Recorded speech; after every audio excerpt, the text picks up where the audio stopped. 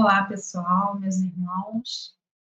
É com muito prazer e com muita motivação que eu estou aqui no canal falando a respeito de um assunto muito importante para os nossos dias, na atualidade, e é com muita gratidão também que eu tenho essa oportunidade de sedimentar um pouquinho mais desse estudo, né, que nós fazemos para que a palestra se dê. Então, o tema hoje da nossa palestra é a doença na visão espírita. No entanto, para falar de doença, é preciso que a gente fale também de saúde e como ela se dá. Para começar hoje o nosso estudo, nós vamos ler uma página e fazer uma oração para que esse momento fique amparado pelos. E a página hoje escolhida foi do livro Fonte Viva, na verdade, capítulo 134, temos o equilíbrio. Então, Emmanuel nos diz o seguinte: embora devas caminhar sem medo, não te cases à imprudência a pretexto de cultivar o desassombro. Se nos devotamos ao Evangelho, procuremos agir segundo os padrões do Divino Mestre, que nunca apresentam lugar à temeridade. Jesus salienta o imperativo da edificação do reino de Deus, mas não sacrifica os interesses dos outros em obras precipitadas. Aconselha a sinceridade do sim, sim, não, não. Entretanto, não se confia à rudeza contundente. Destaca as ruínas morais do farisaísmo dogmático, todavia, rende culto à lei de Moisés. Reergue Lázaro do sepulcro, contudo, não alimenta a pretensão de furtá-lo em definitivo à morte do corpo. Consciente do poder de que se acha investido, não menospreza a autoridade política que deve reger as necessidades do povo e ensina que se deve dar a César o que é de César e a Deus o que é de Deus. Preso e sentenciado ao suplício, não se perde em bravatas labiais, não obstante reconhecer o devotamento com que é seguido pelas entidades angélicas. Atendamos ao modelo divino que não devemos esquecer, desempenhando a nossa tarefa com lealdade e coragem, mas evitemos o arrojo desnecessário que vale por leviandade perigosa. Um coração medroso congela o trabalho e um coração temerário incendeia qualquer serviço, arrasando-o. Busquemos, pois, o equilíbrio com Jesus e fugiremos naturalmente ao extremismo, que é sempre o escuro sinal da desarmonia e da violência, da perturbação e da morte. Eu convido, então, os nossos irmãos a elevar os nossos pensamentos, a fechar um pouco os nossos olhos, falando, então, Pai amado, Mestre amado Jesus, Maria Santíssima e amigos espirituais presentes nesse momento, agradecemos imensamente pela possibilidade de estarmos aqui, através desse canal, com as ferramentas que nos são ofertadas, para falar um pouco mais sobre a visão espírita, sobre o que nos traz o Mestre Jesus, através da claridade do Espiritismo. Pai amado, prepare os nossos corações, prepare nossas mentes, e que estejamos abertos, Senhor, a todo o entendimento, não só científico, mas principalmente a moral, a respeito do assunto da noite de hoje. Que assim possa ser, graças a Deus. Então, meus amigos, como eu já havia iniciado, né, esse é um assunto bastante importante para o momento atual, um momento em que nós vivenciamos muitas preocupações a respeito da saúde, a respeito do adoecimento, e o Espiritismo nos traz uma visão bastante diferente daquela que nós estamos acostumados a ouvir e a ver pela ciência, pela medicina, mas que, com o passar dos anos, vemos percebendo uma união, uma aproximação cada vez maior entre esses dois polos que durante muitos e muitos séculos estiveram completamente separados. Hoje em dia, nós temos a oportunidade de perceber que alguns órgãos reguladores da saúde podem entender o ser humano não só como um ser dicotômico, né, que tem um corpo e que tem um espírito, e que o corpo é o que determina todas as suas ações, todas as suas atividades, todo o seu adoecimento. Hoje em dia, nós temos uma visão bastante pluralista a respeito do ser humano. É o que nós podemos dizer dos seres biopsicossócio-espirituais. Hoje, a OMS já entende o ser humano como um ser que tem essas multifacetas, essas dimensões diversas que fazem com que ele seja visto como um ser integral. Então, o que seria um ser biopsicossócio-espiritual? O ser biológico trata-se desse conglomerado de células, de tecidos, de átomos e de informações celulares e genéticas que compõem a parte física do nosso organismo, a parte palpável, a parte material e densa. E que, durante muitos anos, foi essa a parte mais vista e mais estudada pela nossa medicina. Há um tempo atrás, na antiguidade, as doenças eram entendidas como uma desordem biológica dos humores, né? E que, através desse desequilíbrio dos humores, é que se dariam as doenças. Um pouquinho mais adiante, na Idade Média, a questão divina entrou, e aí as doenças eram entendidas como um castigo dos deuses. Então, durante muito tempo, houve um rechaço, já principalmente na época da Revolução Científica na França, essa visão divina foi rechaçada pela ciência, e aí houve, então, essa ruptura, onde se percebe que o que vale ali é o ponto de vista científico, que deve ser palpável, deve ser visível aos olhos e ponderável, e que a parte divina seria algo meramente fantasioso e relacionado a alguns tipos de crenças.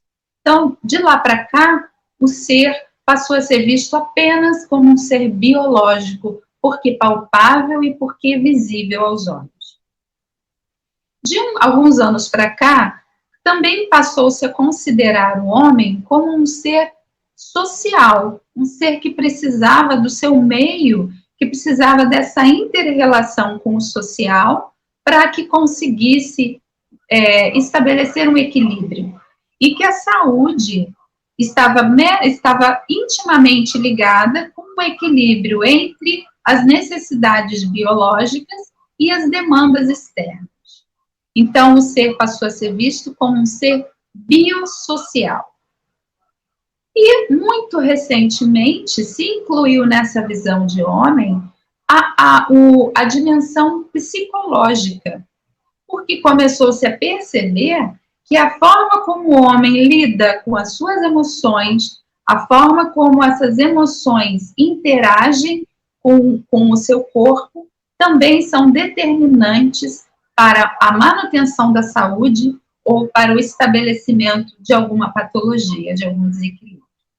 Então, nesse momento, o homem já era visto como um ser biopsicossocial.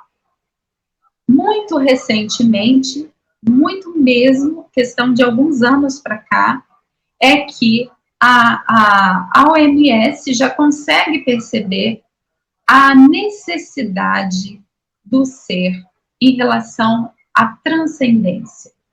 Quando ela adiciona essa dimensão no homem, a dimensão espiritual, na verdade, o que ela está querendo dizer é que existe naturalmente, inato no ser humano, uma necessidade de transcender ao seu corpo físico. E isso foi visto já por Jung, há muitos anos atrás, quando ele fazia seus estudos. Ele percebia que até nas tribos mais primitivas existia essa necessidade da transcendência e que isso parecia ser inato naquela pessoa, porque aquela pessoa, aqueles integrantes daquelas tribos não tinham nenhuma influência cultural e nem religiosa, mas que mesmo assim elas sentiam uma necessidade do contato com o divino, através de diferentes de nós, né, de rituais, de diversos contatos com a natureza, essa transcendência era vivenciada. E a partir de então, a OMS começou a considerar, então, o ser humano com multidimensões biológicas, psicológicas, sociais e espirituais. O que seria, então, saúde e doença dentro dessa visão pluralista do homem? A saúde deixa de ser apenas a ausência da doença. O fato de eu não ter nenhum tipo de doença aparente não quer dizer que eu seja, então, uma pessoa saudável. Não necessariamente. Porque, agora, dentro desse conceito pluralista, a saúde seria um estabelecimento de um equilíbrio, como mostra o nosso slide, nessa balança, né? Um equilíbrio entre as demandas externas, entre as minhas necessidades materiais, entre as minhas necessidades internas como ser humano, na minha dimensão emocional e psicológica, e também na dimensão espiritual. Então, o equilíbrio entre todos esses aspectos seria o que nós chamaríamos de saúde. Isso vendo do ponto de vista da OMS, ou seja, ainda não entramos na questão espírita, né? Então, a gente vai falar isso já, daqui a pouquinho. É para mostrar que nosso campo de estudo hoje já consegue se aproximar um pouquinho mais do que a visão espírita também nos traz, nessa visão pluralista. Feito isso, feita essa reflexão breve a respeito da saúde e da doença, o que dentro do como é conceituado, como é visto hoje o ser humano dentro da visão espírita? Também nessa visão pluralista, mas se nós formos aprofundar um pouquinho mais essa visão, dentro do ponto de vista espiritual, nós começaremos a perceber algo muito mais sutil e algo muito mais explicativo, que nos dá uma referência muito mais clara e mais ampla a respeito da formação da nossa saúde e da nossa doença. Então, do que é constituído o chamado ser humano na visão espírita? Dentro desse slide que vocês podem ver, existe aqui um corpo físico, né, à direita da imagem, no centro, um corpo um pouco mais sutil, e à esquerda, um corpo completamente sutil, sem formas físicas. Então, dentro do espiritismo, para quem ainda não tem essa vivência e esse conhecimento espírita, né, o ser humano é formado por uma parte mais densa, que é o corpo físico, entre o espírito, que é essa imagem à esquerda, e o corpo físico, existiria um corpo semimaterial, chamado por Allan Kardec de perispírito, né, ou psicossoma, segundo André Luiz, que seria responsável por grande parte das funções, ou vamos dizer que pela maioria das funções do nosso corpo físico. Mas como se daria isso? é bastante complexo ainda, né? A ciência não chegou nesse ponto de estudo, mas algumas pistas a medicina já tem a respeito da existência de um corpo molde que viria anterior ao corpo físico. Então, vamos adiante. Dentro da visão espírita, o espírito, ou seja, o que a gente chama de espírito, vamos combinar aqui alguma nomenclatura para a gente não se confundir ao longo da apresentação. Quando falamos de espírito, falamos de um ser não encarnado ainda, né? Então, o espírito é um ser não encarnado que tem um perispírito e a alma seria o espírito de um ser encarnado. Só para a gente não confundir, porque mais para frente essa nomenclatura vai se diferenciar. Então, vamos lá. O espírito ou a alma tem algumas propriedades importantes que precisam ser frisadas. Se nós queremos entender o processo do adoecimento, segundo a visão espírita, nós temos que partir da premissa de que existe um espírito e que esse espírito tem algumas características importantes que precisam ser destacadas. Segundo Allan Kardec, os espíritos são a individualização do princípio inteligente, como os corpos físicos são a individualização do princípio material. O que exatamente ele gostaria, ele quer pontuar aqui, né? Que um espírito é individualizado, ou seja, ele tem características que são apenas dele. Então, pode-se dizer que ele tem características de caráter, né, de evolução muito próprias, que são dele, e que não existe nenhum outro espírito no universo que seja idêntico a ele. Mais para frente, no livro dos Médiuns, Allan Kardec nos fala: figuremos primeiramente o espírito em união com o corpo, que também está nesse próximo slide. Ele é o ser principal, pois que é o ser que pensa e sobrevive. O corpo não passa de um acessório seu, de um invólucro, uma veste, que ele deixa quando usada.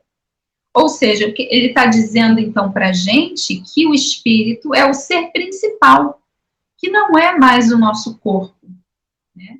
E nós costumamos dizer o meu espírito e o meu corpo.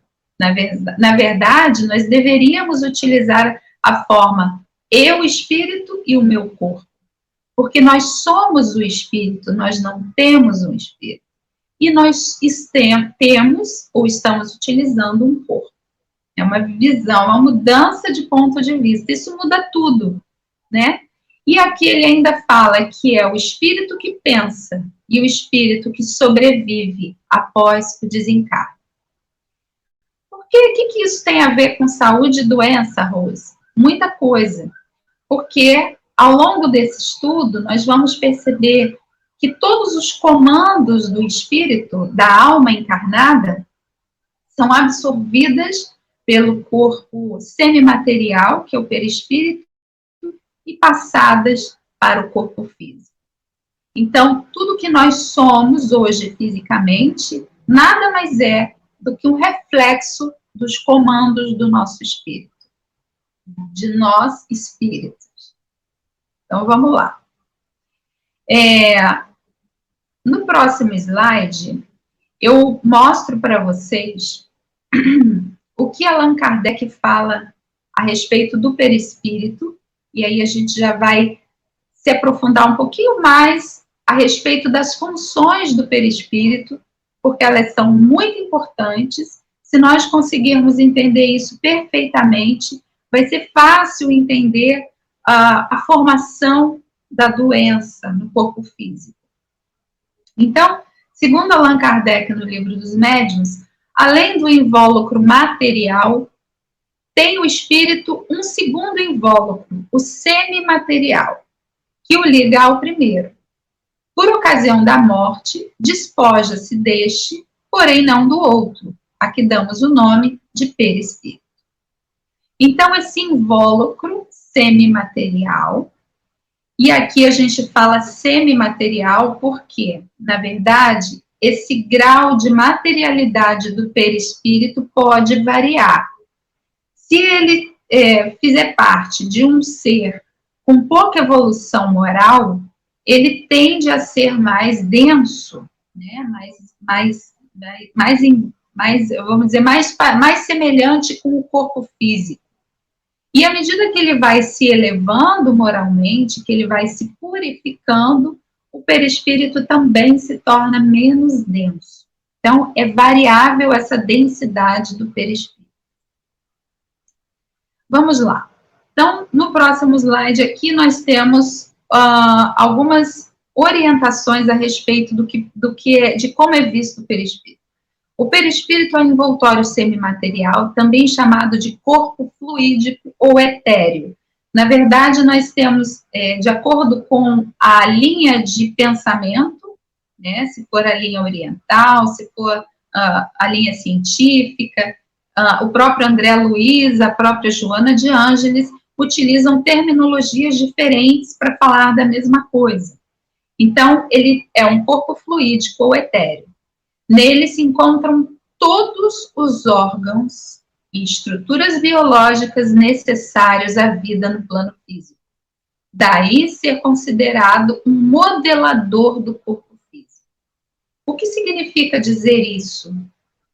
Que tudo que nós temos no nosso corpo físico, cada célula, cada agrupamento, cada átomo que nós temos no nosso corpo físico, existe um correspondente direto no nosso perispírito. Ou seja, quem surgiu primeiro? Será que foi o corpo físico? Naturalmente, não. E a gente vai ver por quê mais para frente. O que modelou o nosso corpo físico foi o perispírito. É através do que o corpo perispirítico fala para o corpo físico é que ele vai se modelar. Pode-se dizer que o corpo recebe... Só um minutinho.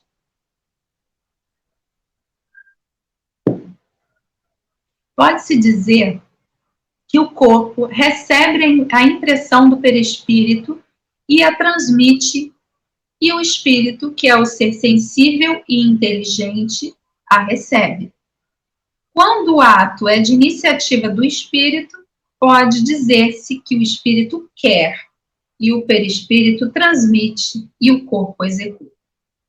Então, a gente percebe nessa afirmativa de Allan Kardec, né, em Obras Póstumas, que o perispírito tem essa função de inter-relação, né? Ele não só transmite as informações do espírito para o corpo, da alma para o corpo, mas ele faz também o contrário. Ele transmite as sensações, as percepções ambientais e emocionais do corpo para o espírito, que recebe por ser um ser sensível e inteligente. E é ali no espírito que todas as coisas se codificarão, que tudo por ser sutil, que tudo se imprimirá de forma moral. Então, vamos lá. Como que nós poderemos, então, entrando aqui mais profundamente no estudo do perispírito, podemos dizer que o perispírito tem funções importantíssimas nesse nosso trajeto pela Terra. As funções principais do perispírito são instrumental, individualizadora, organizadora e sustentadora. Então, dentro dessas funções, cada uma delas é de extrema importância. A instrumental significa dizer que o espírito é instrumentalizado para transitar no mundo material. Como ele poderia estar no mundo material e interagir com os seres se ele não tivesse o perispírito para materializar isso através do corpo físico?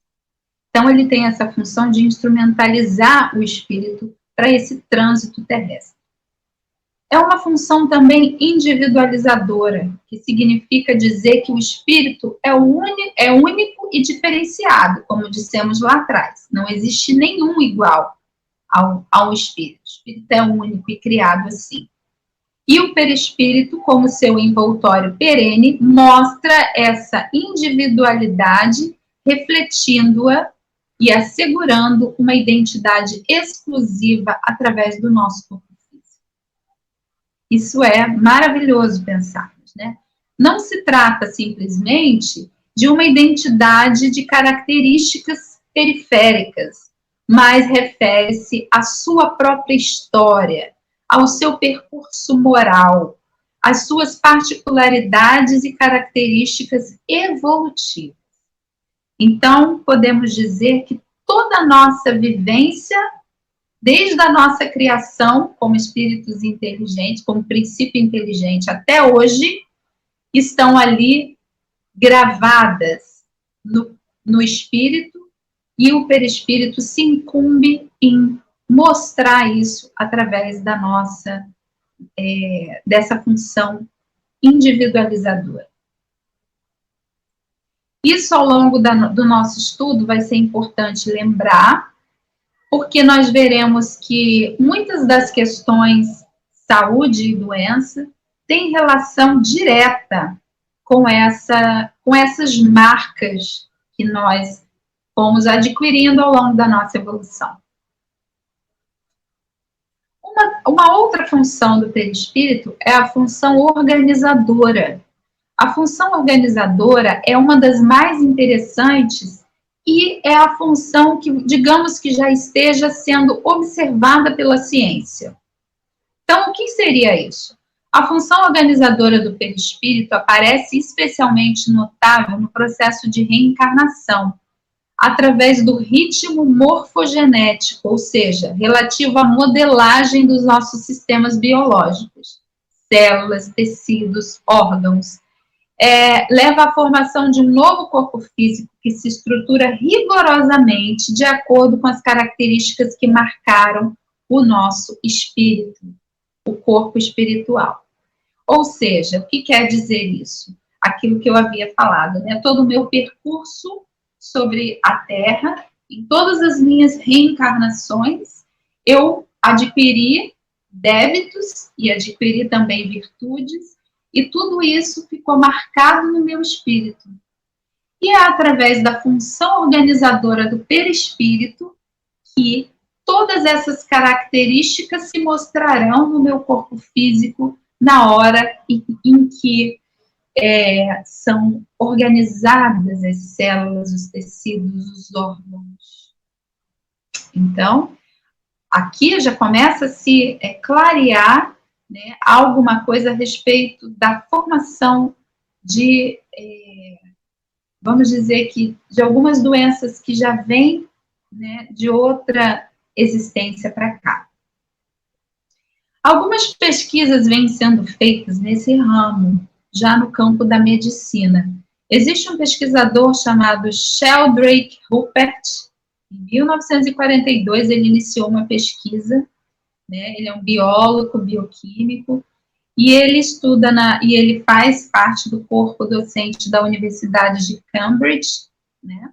E ele fez uma pesquisa a respeito do papel do DNA na estruturação dos organismos. E o título da pesquisa dele é: o papel do DNA na estruturação dos organismos é bem mais modesto do que se imagina.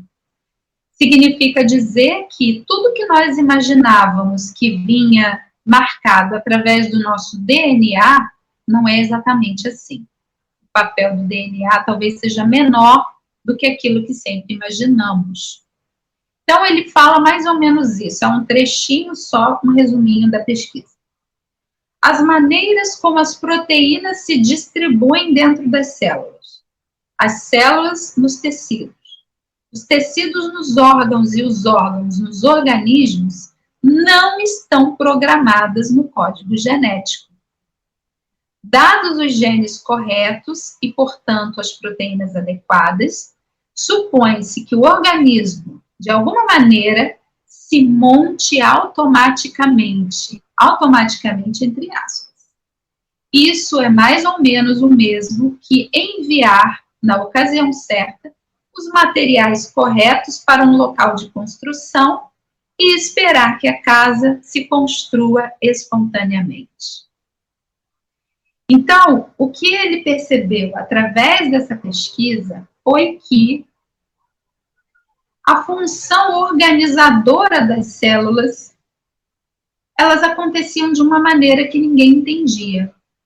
Por quê?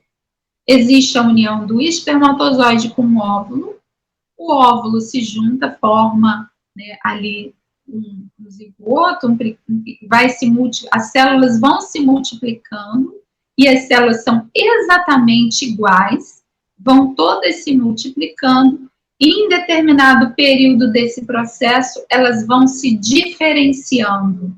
Se diferenciam em um órgão do coração, se diferenciam no rim, se diferenciam na perna, no braço. E aí, o que é que determina essa diferenciação?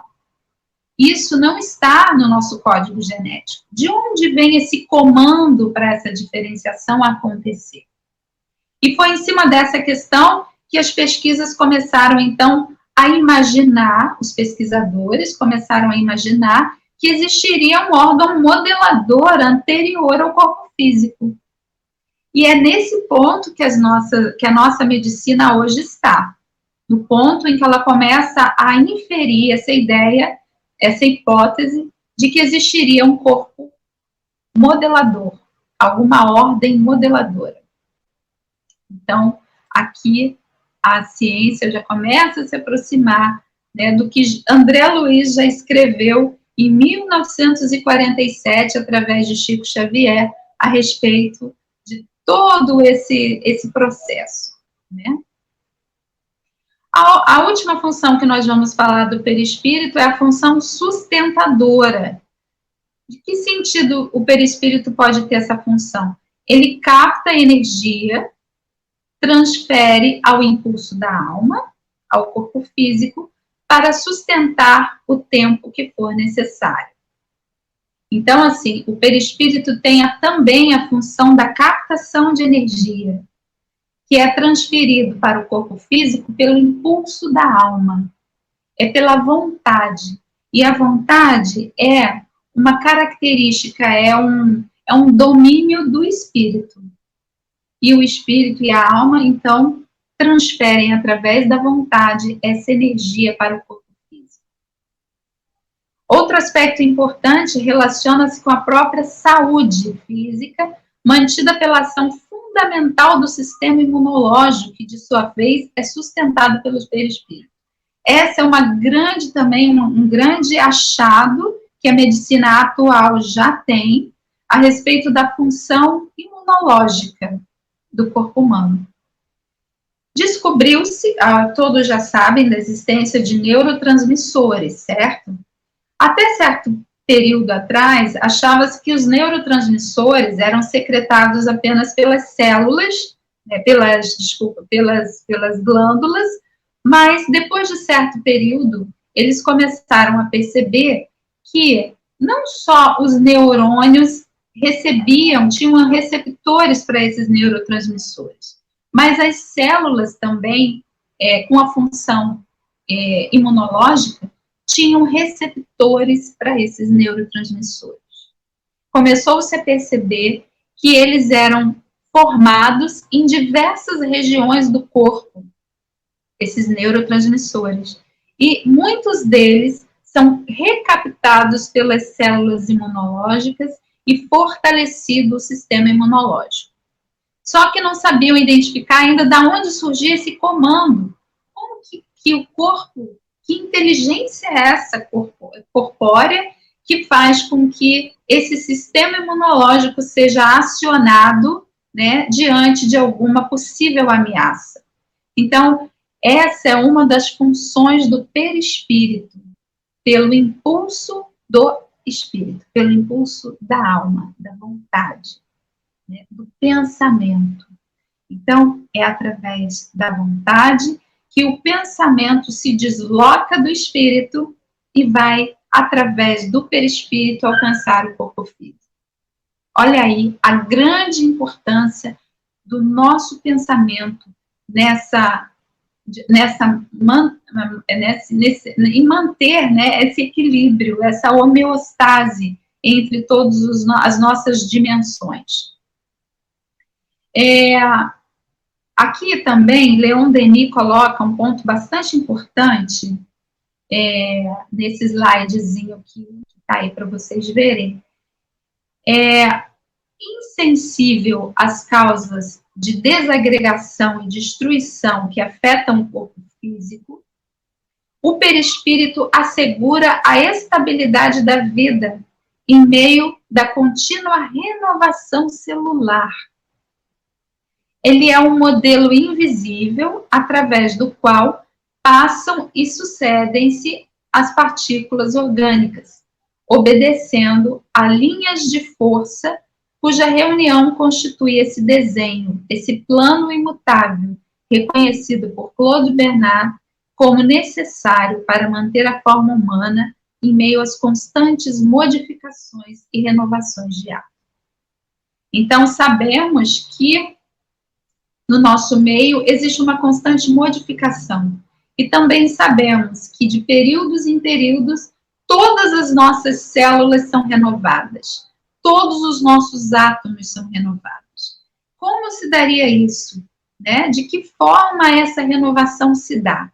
Através dessa força invisível aos nossos olhos, mas que nós já sabemos que é a força espiritual que comanda o perispírito e que promove essa renovação.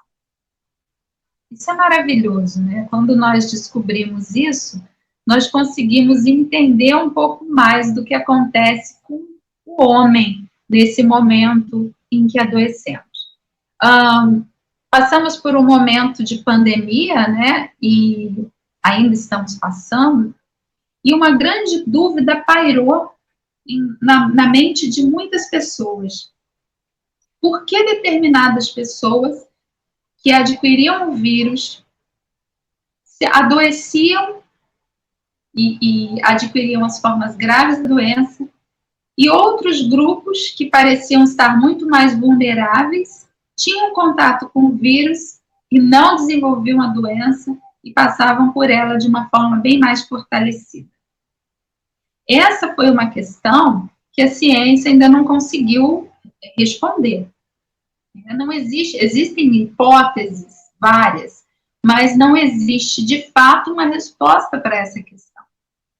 E muitos conseguiram identificar que a forma, vamos dizer que a forma como a pessoa vivenciava o emocional, ou seja, o coping, né, o que a gente chama de coping, ou seja, o que eu faço com as coisas que me acontecem, como eu ajo frente a uma situação que se coloca diante de mim, é a forma como eu vou também lidar com o meu emocional. Isso vai determinar se eu vou me enfraquecer mais ou se eu vou me fortalecer mais diante de uma adversidade. E eles perceberam que grande parte dessa minha atuação emocional frente a uma adversidade era o que também determinava a minha imunidade. Ou seja, a minha imunidade está diretamente relacionada com o meu afeto, com a minha emoção, com o meu equilíbrio emocional, com a minha resiliência, com a minha capacidade de enfrentamento. E tudo isso vem de onde? Vem do espírito. Todas essas capacidades, toda essa habilidade está em nós, espíritos, na nossa alma. Eu me lembro que quando eu estava na faculdade, ainda não era espírita nessa época, né, os professores falavam muito de mente, do nosso inconsciente, de como os acontecimentos ficavam gravados no nosso inconsciente. E eu perguntava assim, que parte do cérebro é o inconsciente? Que parte do cérebro isso fica? Porque não é só ali naquele órgão, porque se ele é imaterial, se nós podemos acessar, se ele é atemporal, Então, ele não está ali naquela parte apenas relacionada à memória, tem algo mais. E aí, essa era uma pergunta que não era respondida nunca, né? Porque a maioria dos professores naquela época ainda era bastante materialista. Graças a Deus, hoje isso já mudou bastante, e hoje nós sabemos que a nossa, o que chamamos de mente, na verdade, são os nossos corpos sutis, né? O nosso espírito, ou seja, nós espíritos e nós perispíritos.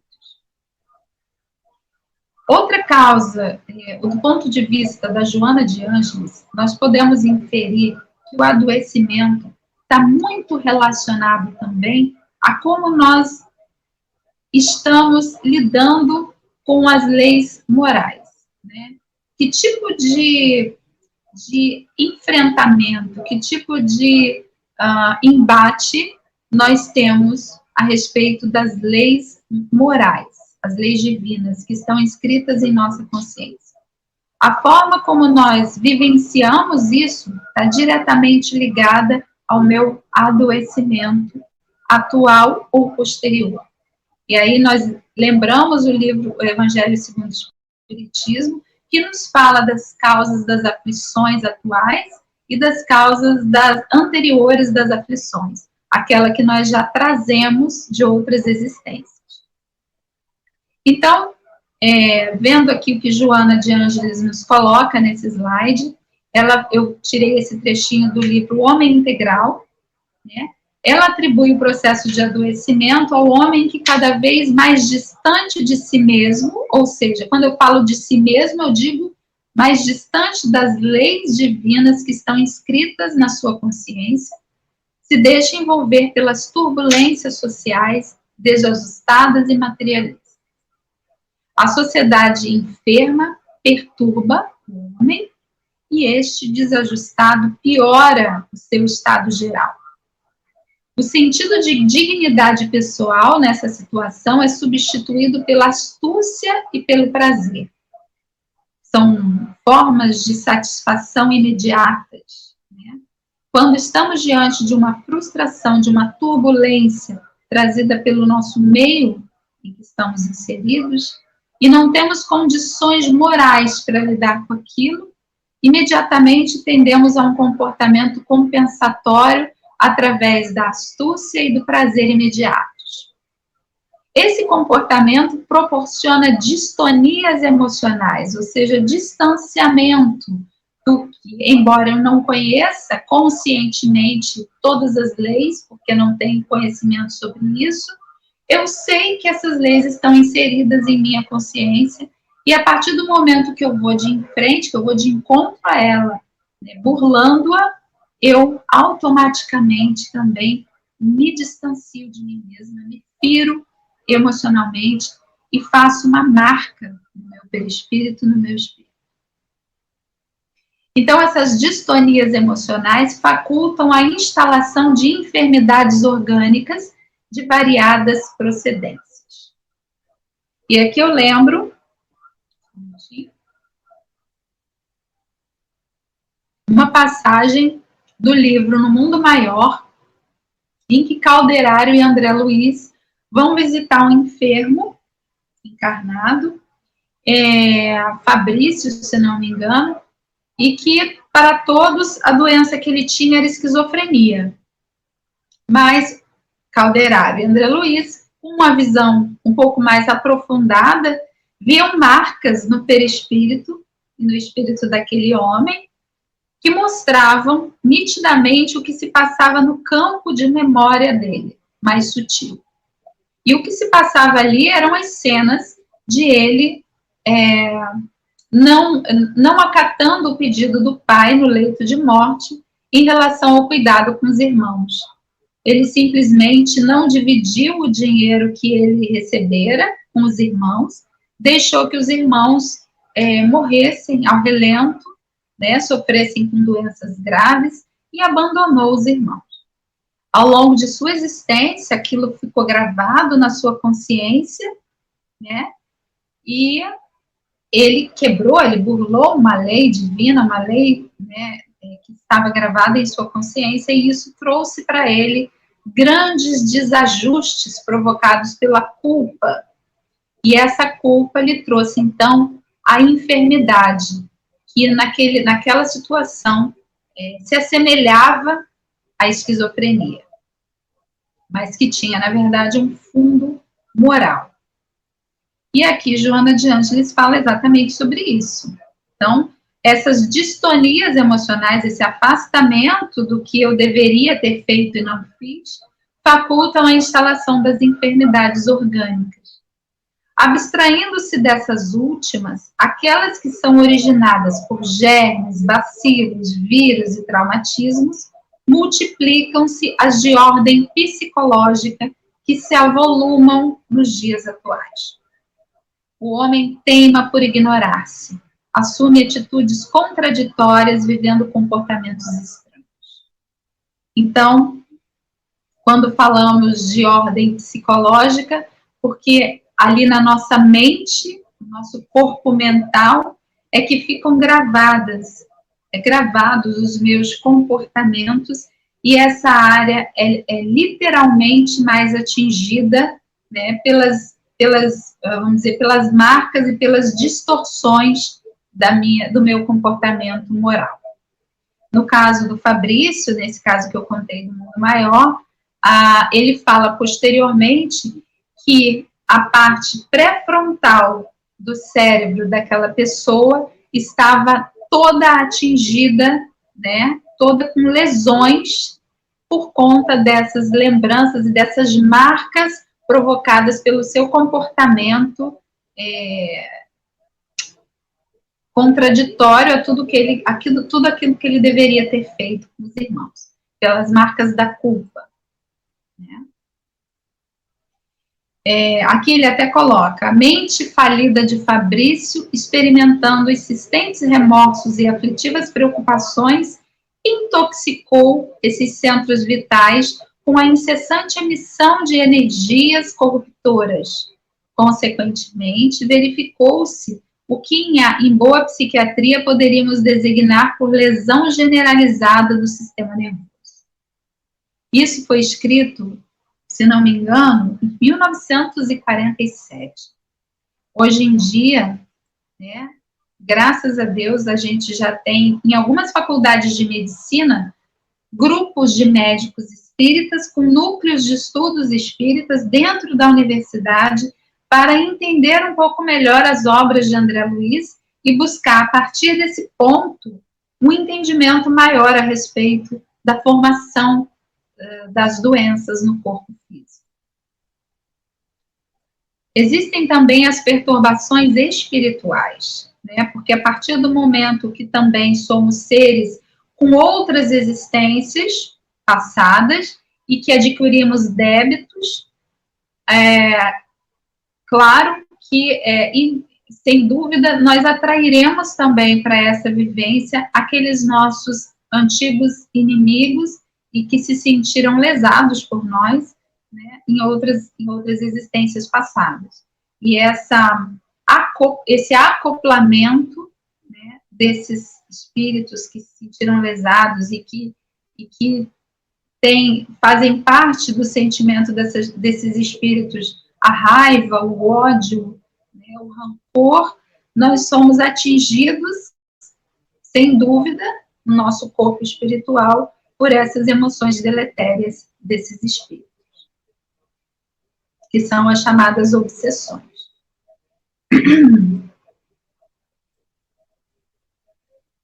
Vou parar um pouquinho só para poder respirar.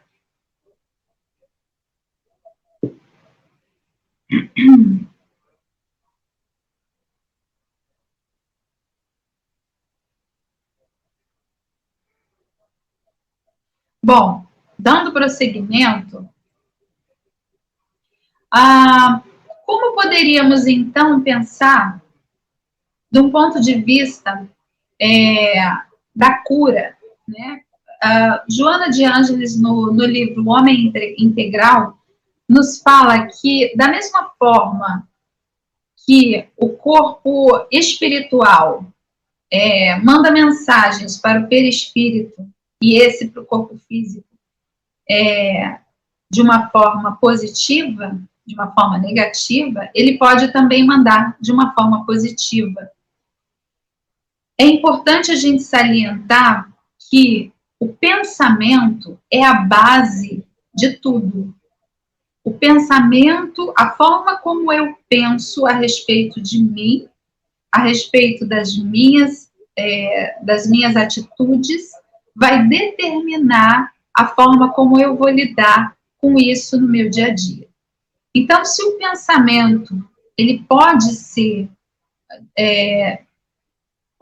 destrutivo, né, de acordo com as minhas crenças, de acordo com aquilo que da forma como eu percebo, ele também pode ser construtivo.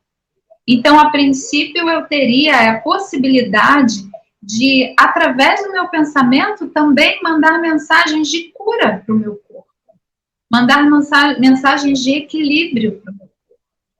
Mas isso estaria intimamente ligado à minha postura moral diante do mundo, né? Em relação aos meus companheiros, em relação aos meus irmãos, em relação àqueles que me cercam, em relação a mim mesma. A forma como eu lido moralmente com tudo isso é o que vai determinar a minha saúde física na Terra, o meu organismo material. Existe uma pesquisa bastante interessante trazida por uma neurocientista bastante conhecida, que é a respeito da caridade. Um doutor, pesquisador, neurocientista também, George Moll, resolveu, ele é inclusive ateu, ou ele era, né, até o presente momento dessa pesquisa, resolveu pesquisar por que algumas religiões diziam que a caridade fazia muito bem, que a caridade trazia saúde, e que algumas pessoas também relatavam que a partir do momento que começaram a fazer caridade, mudou tudo na vida delas. E aí ele resolveu pesquisar isso, fazer um artigo científico, uma pesquisa, para ver até que ponto isso era verdade ou não. E é muito interessante o resultado que ele obteve, né? Ele separou alguns grupos e resolveu identificar ali, a princípio, o que era caridade. A caridade era entendida como algo feito através de algum sacrifício qualquer e sem nenhum retorno, nem material e nenhum tipo de retorno. Então, isso configuraria caridade. Essas pessoas, então, foram divididas em grupos.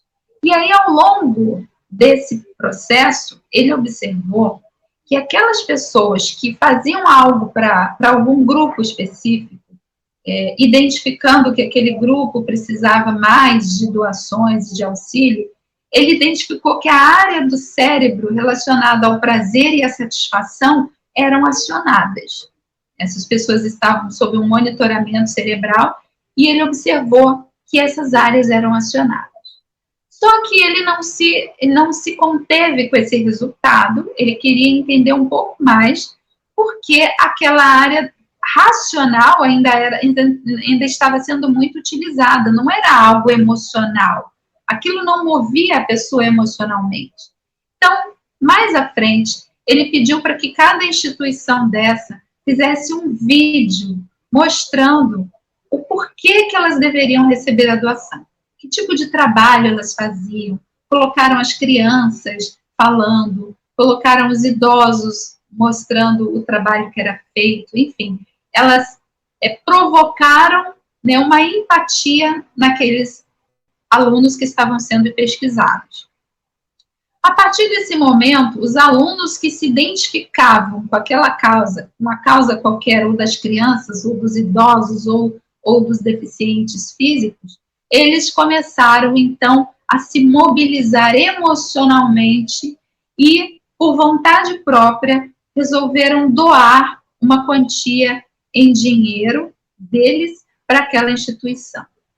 Quando eles fizeram esse ato, o monitoramento cerebral mostrou que não foi só acionada a área do prazer cerebral, a área da satisfação, mas que houve uma enxurrada de neurotransmissores no cérebro que se espalharam provavelmente pelo corpo inteiro, as áreas, todas as áreas cerebrais foram ativadas, não só da satisfação. Então, que houve uma espécie de uma explosão de neurotransmissores ali, provocando uma extrema sensação de gratidão, né? E esse foi o relato final, de gratidão e de satisfação por ter feito algo por aquele grupo que se identificaram emocionalmente. E, posteriormente, se observou que esse grupo de pessoas que praticava a caridade com mais frequência também estavam mais imunes a problemas que eventualmente acontecessem com eles, né? Seja no campo orgânico, seja no campo emocional, seja no campo financeiro, que eles estavam mais prontos para lidar com aquela situação adversa que tivesse colocado diante. Então, isso nos mostra, mais uma vez, aquela máxima que Kardec nos trouxe e que a instrução dos Espíritos também nos trouxe, que fora da caridade não há salvação. E quando ele fala de salvação, ele está falando de tudo.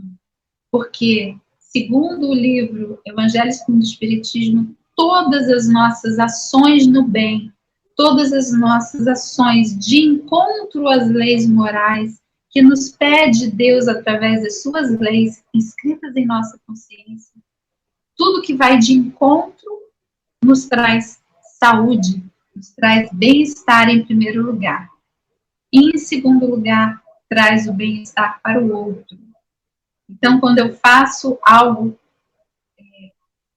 que me move, que a energia que me move é a energia do bem, eu tenho certeza absoluta que o bem vem primeiro no meu corpo e em segundo para o próximo, né? Então, mais uma vez, nós temos a certeza absoluta que é preciso que a gente repense algumas atitudes que temos, não só em relação ao próximo, mas primeiro em relação a gente, porque quando a gente não consegue estar equilibrado, não consegue se amar, não consegue se equilibrar e estar consonante com as leis de Deus inscritas em nossa consciência, também não conseguimos amar o próximo, também não conseguimos ser verdadeiramente caridosos, também não conseguimos estar equilibrados em homeostase, né, com todas essas dimensões que existem em mim. A dimensão biológica, psicológica, a dimensão social e a dimensão espiritual. Então, meus irmãos, agora eu vou finalizar essa palestra, né? Nós vamos finalizar. É claro que esse assunto é muito vasto, daria para mais aí 2 palestras, mas o tempo não permite. Eu vou finalizar com uma oração. Eu agradeço muito a oportunidade de estar aqui falando sobre esse assunto, que é um assunto que me toca muito. Nós temos muitas coisas ainda para descobrir a respeito de como nós temos esse controle sobre o nosso corpo. Podemos ter. Se nós conhecemos os nossos instrumentos, as ferramentas que temos, nós também conhecemos o caminho para uma vida saudável. Então, gratidão a todos. Vamos finalizar, então, com a nossa prece. Pai amado, Mestre Jesus, agradecemos a possibilidade desse espaço para falarmos sobre coisas tão importantes, tão significativas para todos nós, que antes de ser a nossa saúde, o nosso equilíbrio espiritual, material, é principalmente o que nós podemos proporcionar ao nosso próximo através de nossas experiências morais, de tudo que nós já aprendemos e adquirimos moralmente. Pai amado, pedimos que nesse momento os corações de todos sejam tocados através da tua energia infinita e de amor, para que todos nós possamos, a partir de então, entrarmos em contato com aquela força maior, que são as tuas leis que estão escritas em nossa consciência. Que assim seja, Pai, graças a Deus. E assim finalizamos, então, o nosso momento, o nosso encontro. Um grande abraço a todos vocês. Fiquem com Deus. Até a próxima.